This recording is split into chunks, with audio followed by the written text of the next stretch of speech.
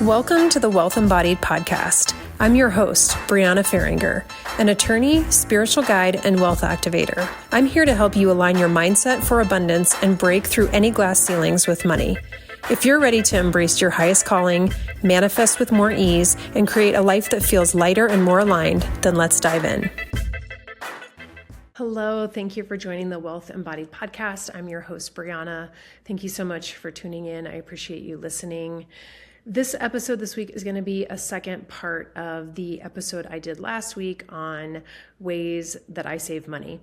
And I do think it's important to have these reminders throughout the year. Again, I know a lot of this comes up at the beginning of the year, but it's important to keep track of your spending and have mindful spending habits so that you can make sure you are aligning your spending with your priorities. And that was really what I talked about last week. Was something I see constantly is people are spending their money in ways that don't align with their true priorities for it in life. And that comes up with mindless spending. So the more that you become aware of what are my priorities for money beyond my necessities, what do I want today in life? What do I want in the future? And really having an honest conversation with yourself and an honest review of your spending habits is often very telling about whether or not you're aligned with your priorities. Most people are not, and that's one of the reasons people don't feel happy. It's one of the reasons people don't feel satisfied, is because they're not meeting their long-term goals and sometimes short-term. And they think they don't have money, but it's because they're spending money on a bunch of stuff that they don't need and is not actually bringing them true joy, like clothes, shoes, handbags, jewelry, cars, houses. Those things can provide happiness and joy. It's most often temporary, particularly if it's something like clothing. I will say there's things that I have, I'm very, very mindful about what I spend my money on for the most part. And if I'm going to spend money on jewelry, it's because it's a piece that I'm intending to wear for a long time. I don't ever buy jewelry that is not going to, that I'm not going to wear long term. I don't buy like trendy jewelry, like fashion type costume jewelry or anything like that. I only buy nice pieces that for me, I'm going to have forever. I don't just mindlessly spend money on clothes. I buy what I need. I don't buy every single thing I want. So, it's just developing some better habits around your spending. So I went over a few things last week. I have a lot of things that I can talk about this week. And so I may breeze through some of them pretty quickly because I do have so many things I want to touch on. If I need to do a follow-up, I will, to get into more detail. But one thing I want to talk about that I think is actually the most important out of any of these is one of the reasons I'm able to save money, and one of the reasons I am personally able to put my money in places that align with my priorities for my short-term and long-term financial goals, is because I live below my means. And this is a place where a lot of people get themselves stuck because, if you're in a situation where you're living paycheck to paycheck, which a lot of people are, even middle class, upper middle class people, higher upper middle class people, it's because they'll get more money, right? They earn more money and then they spend more money. They earn more, they spend more. And what I would have you think about is getting into the mindset of earning more money does not mean spending more money. To me, earning more money means saving more money for things that I want to do with my life, including experiences, vacations, investment in retirement accounts, having an emergency savings, knowing that I feel safe because if I have an emergency, a medical emergency, a car emergency, house emergency, I have the money that I can use to pay it and it would not financially devastate me. That's where a lot of people are in the world, even people that are making a lot of money. This is the funny thing, is people think that people who are making a lot more money than them are a lot happier, and they're not. I'm telling you, because I see it constantly. As a lawyer, I see it in the minds with the people I work one-on-one with mindset, helping them change their relationship with money. People that are making more money are not happier than you. And the reason is because they are not aligning their spending with long-term goals. Sometimes they are. Sometimes they're wasting enormous amounts of money on things just because they can.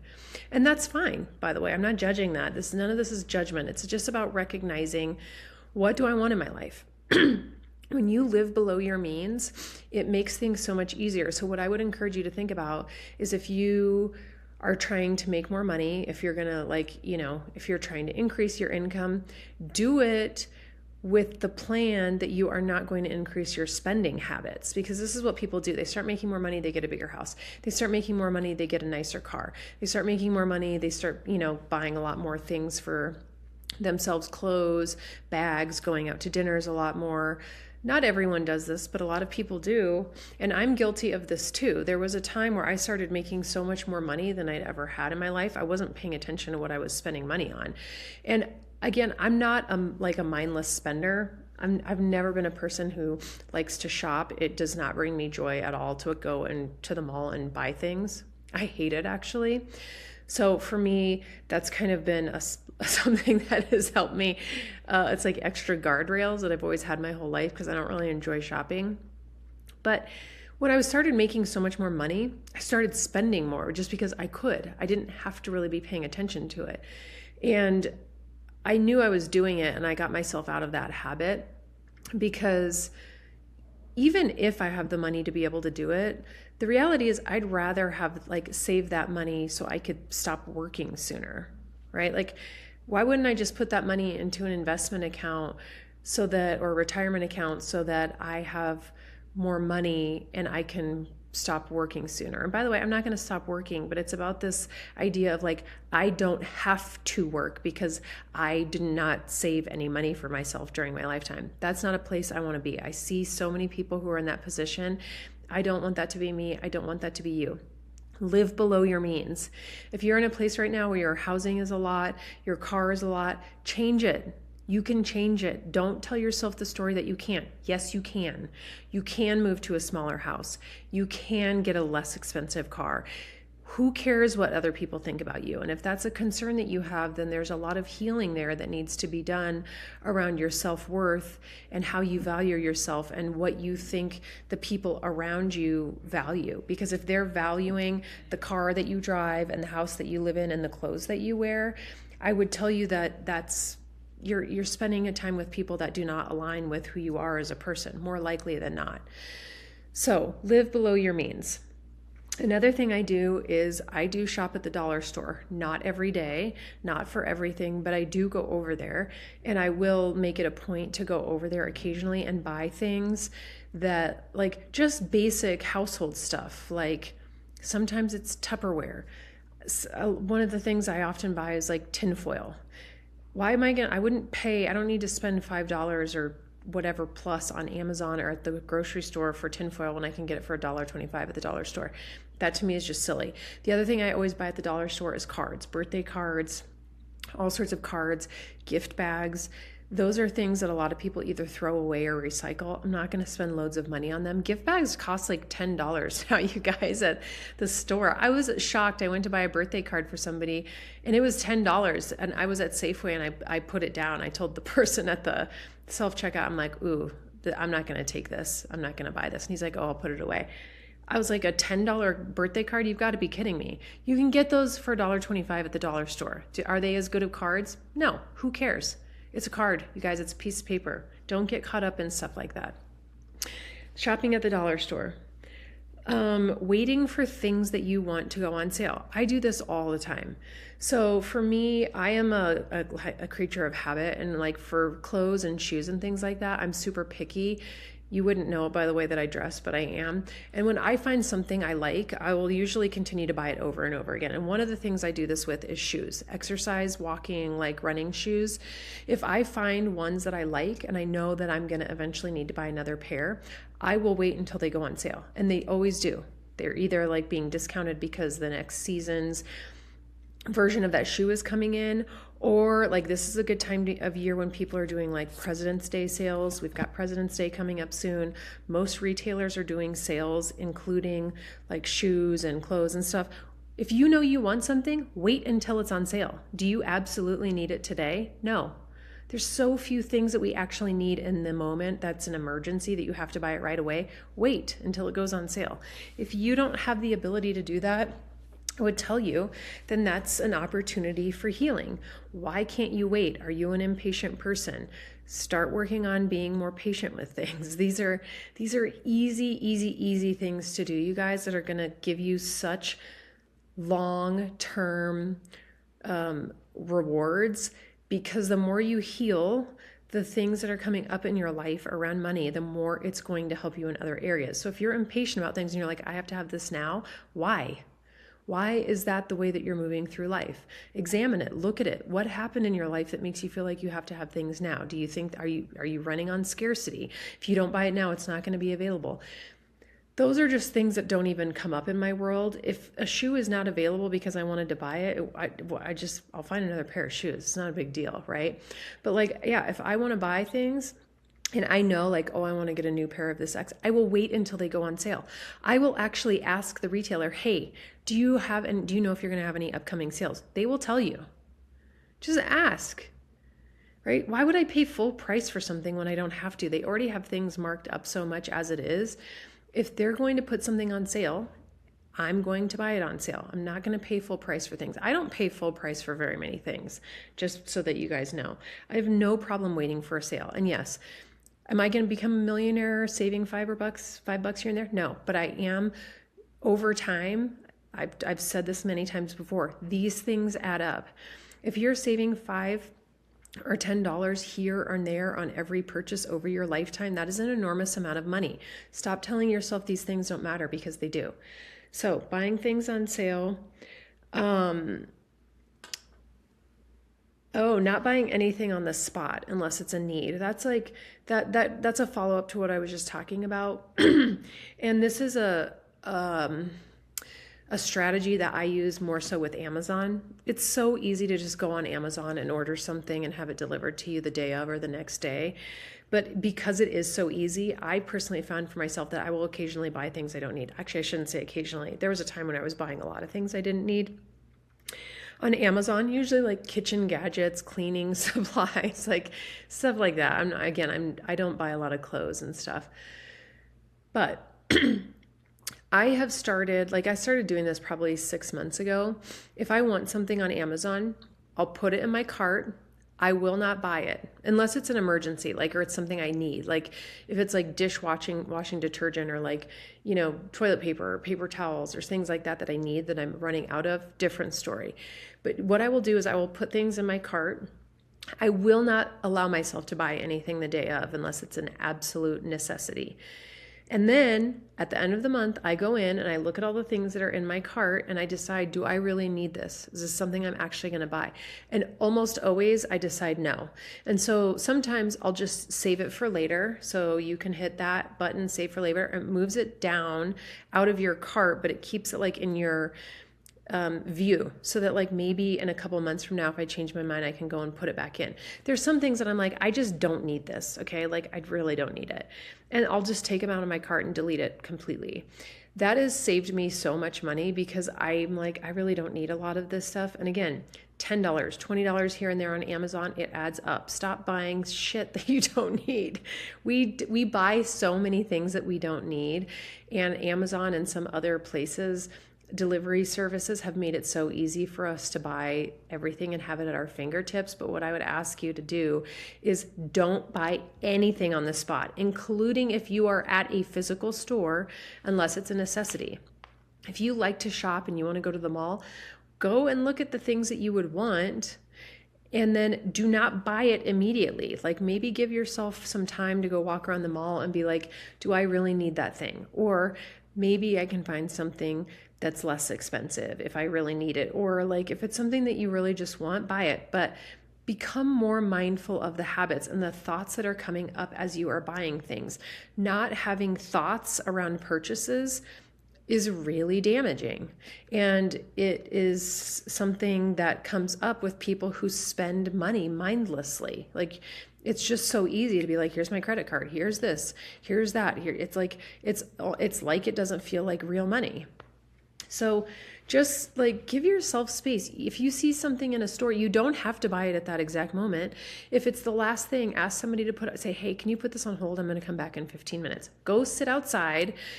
Give yourself some space to be like, do I really need this thing? Yes or no? Right? Am I willing to forego my short-term and or some of my long-term goals to buy this thing? Like if you're saving for something and you get into this conflict of wanting to buy a shirt at the mall, I would ask you this question. Is it more important to you to have this shirt than go on a vacation that you've been wanting to go on? Is it more important for you to have this shirt than put this money in a retirement plan? Like really? It's a shirt. Right? So just getting more in this mindset of like, do I really need this? No, most things you don't need. So not buying things on the spot. The other thing that I do, if I'm going to shop, if I'm going to buy clothes in particular, because I do not like shopping and I do not like spending money on clothes. It just irritates me. It's not fun for me.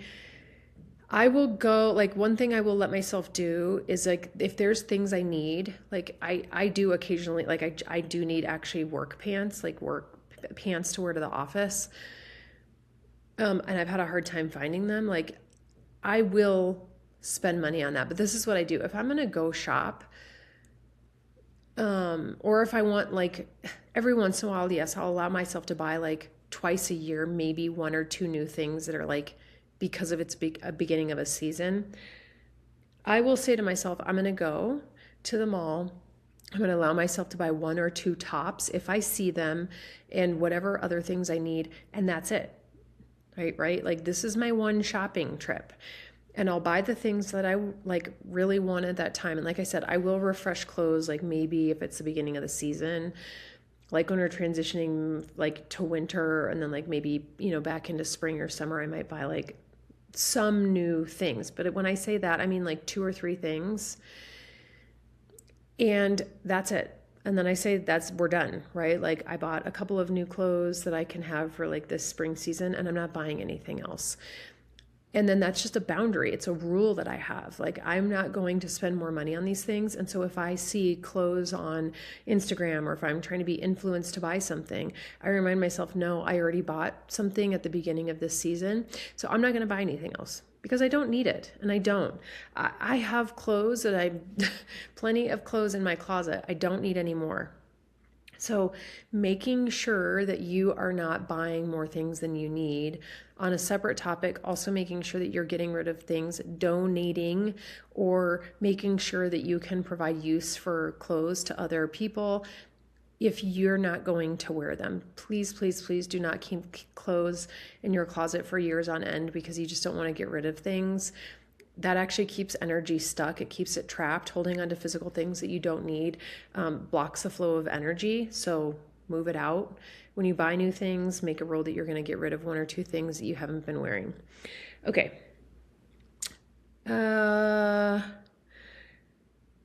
Okay, so I let's see. Oh, this is a big one. This is actually one I'm really bad at that I'm going to talk about next, which is not buying replacement things before your other ones have run out. So this comes up with food, more non-perishable food items, beauty, hygiene products, stuff like that. I'm really bad at this, which is why it's a good thing for me to talk about. I went through this period of time where when I did start making more money, it felt like such a luxury to be able to buy like back stock of things. That way, when I ran out, I just knew, oh, I don't have to run to the store and get this, or I don't have to, go buy this thing. Like, because I actually had enough money where I didn't have to do that, right? Like, I lived paycheck to paycheck until I was in my mid 30s, you guys. So I know what it's like. Right. And so like not being able to buy like face lotion until like you were scraping the bottom of the barrel because I couldn't afford it. When I started making more money, that was one of the things I did was I was kind of like hoarding products. Like if I would see things on sale, like I'll give you an example, like body lotion. I'd be like, oh, the lotion I buy is on sale. If you buy 6 of them, I'm just going to get them. Well, what was happening is I had so much body lotion. You guys, I still have body lotion in my closet and in my bathroom. that I am trying to get through because I had bought so much and people had given me things as gifts that I was like, oh my God, this is ridiculous. Like I haven't bought body lotion for probably at least a year. And I'm guessing it will be the end of this year before I would need to. That's how much I have.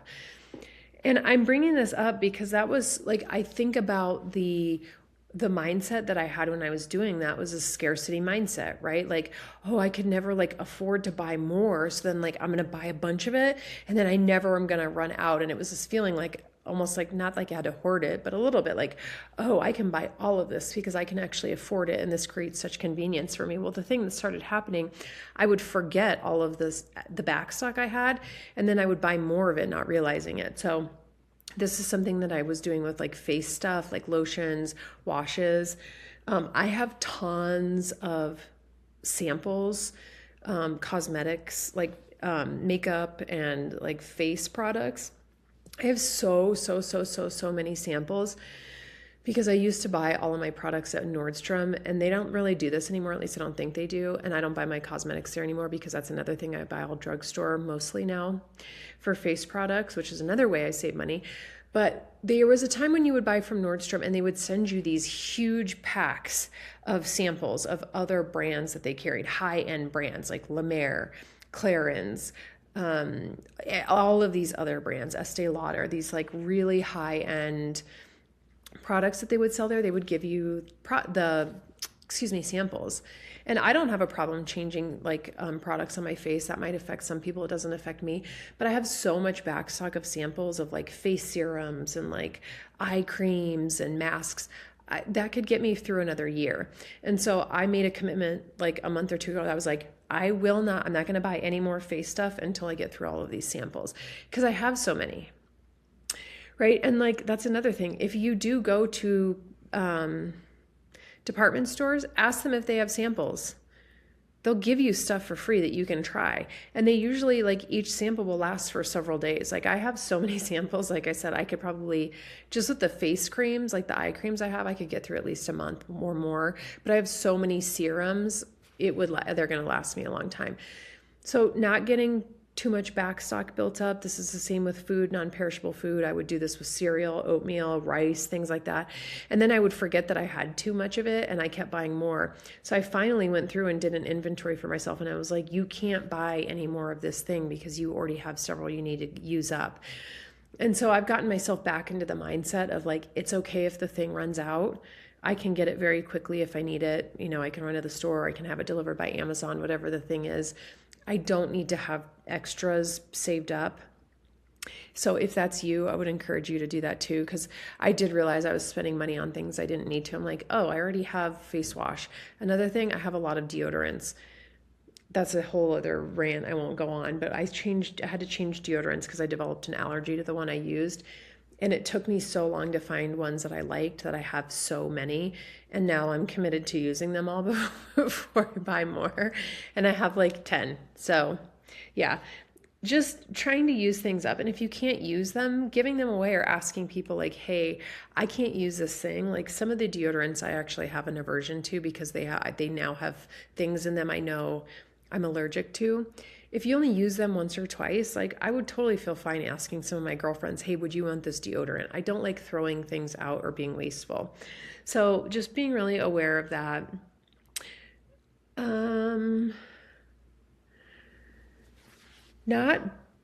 Let me see here. What's another one? Not buying luxury cars. This is a big one, actually. I talked about this last week with, like talking about designer things. Nobody needs luxury or designer things. That's not a necessity. So if you have that belief about anything, just know that it's not. It doesn't matter who you are. Nobody needs designer goods. Nobody needs luxury cars. That's not a thing. Those are wants. And, not buying luxury cars, I think that's a good thing to consider no matter who you are. It's funny because society has has for a very long time equated wealth with the kind of car you drive. I actually was watching this TikTok the other day, and there was this guy on there that was at Erewhon. If you don't know what that is, it's like the nicest grocery store in Los Angeles. It's one of the best grocery stores I've ever been into, but it is incredibly expensive. And there was this guy, I don't even know what his TikTok was about. I only saw the first part of it, but he was going through the Air One parking lot and pointing out the cars that people had, saying, and there was something along the lines of like, oh, you would think only rich people are shopping at Erewhon, but everyone shops there. And I was thinking to myself, how do you know those people aren't rich? Maybe they're just not buying luxury cars and making bad money choices like everyone else. Like, just because you don't have a Range Rover doesn't mean you don't have money. I actually have represented people, I've represented millionaires in my legal practice. And a lot of them are not necessarily driving around in fancy cars, you guys. And so, like, having this mentality of like the car you drive equates with how much money you have, it actually doesn't. Because the funny thing is, a lot of people, when you see them driving luxury cars, they might be spending all of their money on that and they may not have anything else. So just having awareness around this, you know, if you're going to buy a luxury car, really thinking about whether it's something that you need, and it might just be something that you want. I have a luxury vehicle. I have one of the more expensive luxury vehicles that is available, and I'm not going to try to justify it, right? I don't need to justify my spending habits with people, but the thing is, I can afford a luxury vehicle. Now, I have many, many times thought, oh, should I just get something else? But I will say, this particular car I have is the best car I've ever had in my life. It's absolutely one of the best purchases I've ever made in my entire life for a large purchase. And I stand by that for a lot of reasons. I did a huge amount of research before I bought this car. I did not spend nearly the amount that people probably think I did. I was very mindful in how much I wanted to spend, the kind of car that I wanted, the reason I wanted it, and I would do it again. But this is the thing, I can afford it, right? I live below my means. I live way below my means. I can afford a much bigger home. I choose not to do that because I don't want to spend money on that. I'd rather have it for retirement. I'd rather have it for vacations. I'd rather have it for emergencies. That's just where I'm at in my life. But yeah, I'm willing to spend money on a luxury vehicle if I think it's going to bring me a long-term benefit and joy, and the car I have does. So I'm not suggesting you should buy a luxury vehicle, but what I will say is if you're going to buy one, don't do it if you don't have money in savings. Don't do it if you're not putting money in retirement. Don't do it if you're not able to meet long-term goals. Don't buy things that you can't afford. You just you have to be so honest with yourself about what you can and can't afford.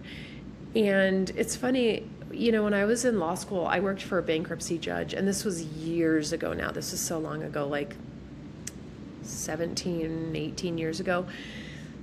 And one of the things I remembered so well is that there'd be people going through bankruptcy, and they would be, they had no money for anything, and they're driving these high-end Mercedes, BMWs, these fancy cars, and it would be the one thing that they really did not want to get rid of, that they would argue with the judge about, which doesn't go well, just so you know.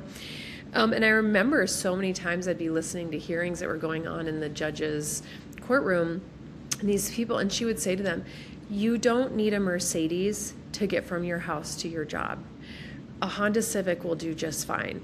And I remember she would say stuff like that to people, and it's always stuck with me because it's absolutely the truth. A car gets you from point A to point B. So if you have a car that does the things that you need, that's really what's important. If you are getting a car because of the way you want other people to think about you and look at you, I would say that there's some healing that needs to be done, because the car you drive does not define who you are as a person, and it also doesn't define how much money you make. Keep in mind, there's so many people walking around with designer brands, luxury brands, and they are living paycheck to paycheck, or they're living in huge amounts of debt because they are so concerned with other people thinking they have money, they actually don't have any. This is happening more than people realize, which is why I think it's so funny. You see these people walking around with Louis Vuitton bags, and they're people who are often hugely in debt. Not always, by the way, not always. But I see this, and there's tons of people on TikTok who will come out and say things like this, oh, I was buying all this luxury stuff, and now I'm $200,000 in debt, and here's my credit card payoff journey. These are not wise choices, you guys. So these are just some things to think about as you're going through the year as you're making big purchases, as you're making small purchases. It's the small purchases that gets you guys. Like spending $5 here and there on stuff, being like, oh, it's only a $5 coffee. Well, to me, that's a huge amount of money. Like I'd rather put $5 in my retirement account any day over buying a coffee, over buying a shirt, over any of those things. Last thing I think I want to talk about, there's so many more things I could talk about, but being mindful of the subscriptions you have. There are apps, and I think you have to pay for them, which is why I would never use any of them, honestly, because I'm not going to pay an app to then go through and find all of the things that I'm paying unnecessarily. But if that's helpful for you, you should do it. I know Rocket Mortgage has a function on its app that does this. It'll go through and like find all the subscriptions that you're paying, and it can actually cancel them for you and do that. I don't work for Rocket Mortgage. I'm not affiliated with them. I just see the commercials all the time. I'm sure there are other apps that you can get that do this. But keeping track of your subscriptions, particularly if they're annual ones, not monthly. Right, because if it's a monthly subscription, whether it's to a streaming service, whether it's to, like one thing I used to get was supplements, whether it's a fitness app, a gym membership type thing, if it's being charged monthly, you're going to see it on your account. When it's being charged annually, it's a lot more sneaky. And so for me, I end up paying for a lot of things annually because it's less expensive. Like my breathwork app is annual. I pay for one of my fitness apps annually because it's so much less expensive than doing it monthly. I have a couple things like that I do annual subscriptions on. The thing that's tricky though is that a lot of them do not notify you when your subscription is about to renew. They just automatically charge your card and then you're kind of in it again for another year. This is what I do. Put a reminder in your calendar, whether it's your phone calendar, whether it's a calendar that you use at work or for your business. Put a reminder for everyone, like a week before it's supposed to expire, that says like a reminder that it's going to renew, so that if you want to cancel it, you can. Because otherwise you're going to end up spending a bunch of money on stuff that you don't need and are not using.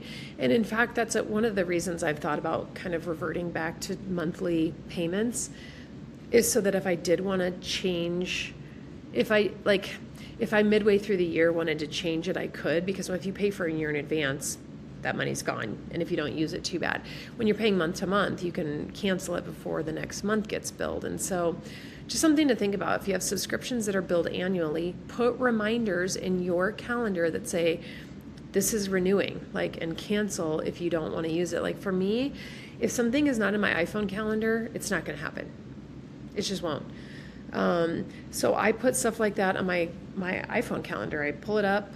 I go to the next year, like a week before it's going to renew, and I put a reminder in for myself so that, oh yeah, look at this, because if I want to cancel it, now's your chance. That's another way to save money. Just being aware of where are places that I can save, where are places where I'm mindlessly spending money on stuff that does not align with my long-term goals.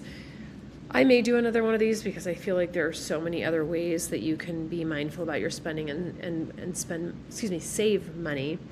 But yeah, I would definitely, listen to last week, listen to this week, write down all of your priorities for money. Like when you have all your necessities paid, and you have to be very clear about what necessities are, because people think they need things that they don't. This is like your housing and utilities, your food, minimal clothing, right? Gas, insurance, stuff like that.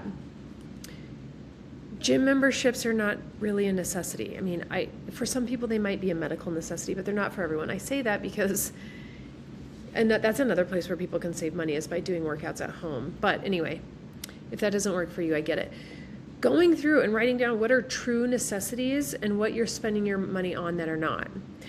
And then writing down, like, if I had my perfect world, if beyond what my necessities are, what are my priorities for spending money? For me, right now in my life, it's saving for retirement. Like, I want to put away as much money as I possibly can. When I was younger, I didn't have that mentality, because I'm like, I want to enjoy as much of my life now as I can, although I was still putting money in retirement. There's a way you can do both. If you think you can't, that's not true. You have to change your mindset to align to the things that you truly want to call into your life. And yeah, get clear on your priorities for money. If you don't know what your priorities for money are, you're going to needlessly spend money and you're always going to feel like you don't have enough.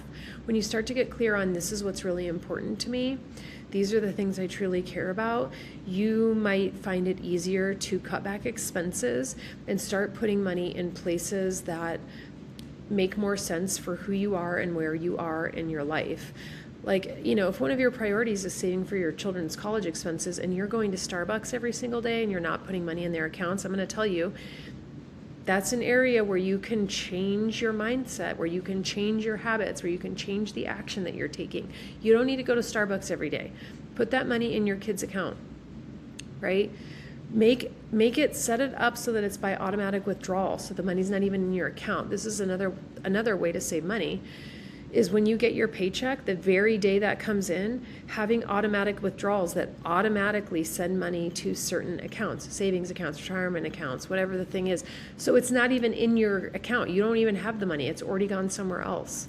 You don't have the $5 to spend at Starbucks. You don't have the $50 to buy a shirt at the mall. That's another thing that you can do, but getting so clear on your priorities and your spending, and this is going to help you have more joy in your life. I guarantee you, because I see this constantly where people are spending their money on things that they think are bringing them joy, and they're not, because they're not really sitting down and being honest with themselves about what their long-term priorities are. So as always, if you have questions, you're welcome to reach out to me. I love hearing from people. I love hearing about the real life situations that you have going on where maybe this is helpful for you. I also do one-on-one sessions with people, whether it's, an Akashic Records session, or if you want to just talk about money, mindset, or issues that you have with money in your life, I'm happy to do that too. Thank you so much for tuning in. I hope you have a great day. Bye. Hey, before you go, would you love to receive my 3-step masterclass to easily create and hold wealth for free? It's called Effortless Money, and it includes the exact framework to start attracting money effortlessly and manifesting abundance with more ease. If you want it for free, all you have to do is leave an honest review of the Wealth Embodied podcast, take a screenshot of this episode and put it in your Instagram stories and tag me at Brianna_Faringer, and we will send you the free Effortless Money Masterclass. This is how my clients have manifested a $13,000 check, a promotion resulting in a $30,000 salary increase, and significantly improved relationships. All right, guys, I hope you enjoyed this episode, and I'll see you next time on the Wealth Embodied podcast.